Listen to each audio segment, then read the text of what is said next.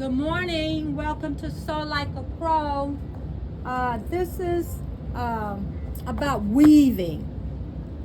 You know, I was weaving long time ago. I made this pillow probably over 20 years ago, and I just used a woven ribbon and wove it together on a 45 and then stitched these little buttons in place so that the pattern would stay in place and wouldn't move.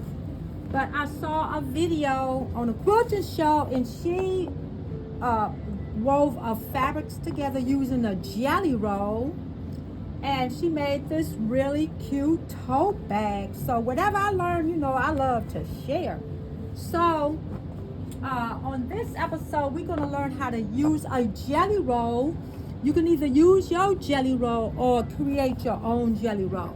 So you're going to need 38 strips, 2.5 inches wide, for your to weave the tote bag. Here on my pillow, it's just plain in the back with buttons down the back. So if you want to do a pillow, do a pillow. But this is the way to use up all your scraps. So I went real scrappy with mine, and I just put combinations, whatever, together and let it just do its own thing. But you can do it in a very specific order. So first, what you want to do is you're going to need 72 19-inch pieces of strips for this bag. So I got all my strips cut out, all of them stitched together. This is only half. This is only 36. You want to take them, you can serge and stitch it together, stitch it at 1/4 of an inch. Take your time and be very precise, because you want to make sure that they line up nice and even and straight when you sew them together. So I cut for my grid 19 by 19 inch square, and then I stitched all of these at 1/4 inch.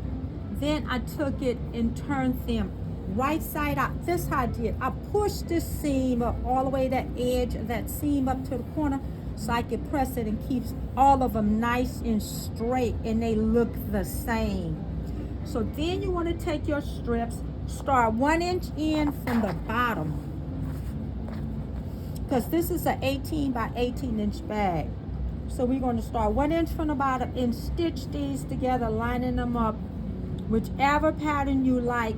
It's many ways, many different weaving patterns, but this is the basic plain weave. Then stitch it at 3/4 of an inch all the way up to the top. Then start 1 inch back and do the same all the way across. Then you don't have to line this bag. You can if you want to. You can leave the end straight. You can do a box corner. I have another video that show you how to do that. This one I did 18.5 inches, so it's difficult to make sure it came right up to that very edge. But then I took a straight pin, and the whole entire time I had to take it and push this back, push it back, so I could get all of these nice and tight. And then you see, it's just nice and tight, and it looked like beautiful 1 inch squares. Then I took my masking tape, and then I lined up my tape from corner to corner, and I used my tape as a guide to stitch me a pattern on there, so it looked like I quilted it. It's not quilted. You can line it. You don't have to line it. My bag is lined, and I used just a webbing for the straps that you can purchase at the store. If you don't want to purchase it, then you can take a nice heavy piece of fabric. I cut mine 5 inch wide, line it up, press it in half, then go back and make those meet in the center, and then fold it and press it again, and then stitch right along the edge. You can create your own strap. You can create your own straps from some of the fabrics that you use, but it take a little time to get it together, but it's well worth it. Figure out what you want to do. Sew like half of them one day, other half the next day. Turn them one day. I used the safety pin to turn mine right side out, And some of them I use the quick turn, so whichever method works best for you. But you can serge these and go really fast, and it's nice and clean. And then if you don't want to line it, you see this, I just serged along the edge, and then you just stitch it together. And my straps I put like 3.5 inches apart, and they 25 inches long, and stitch them on like that. And if you're not going to line it, then you want to make a facing or something to finish it. So may God bless all your quilting, knitting, crocheting projects.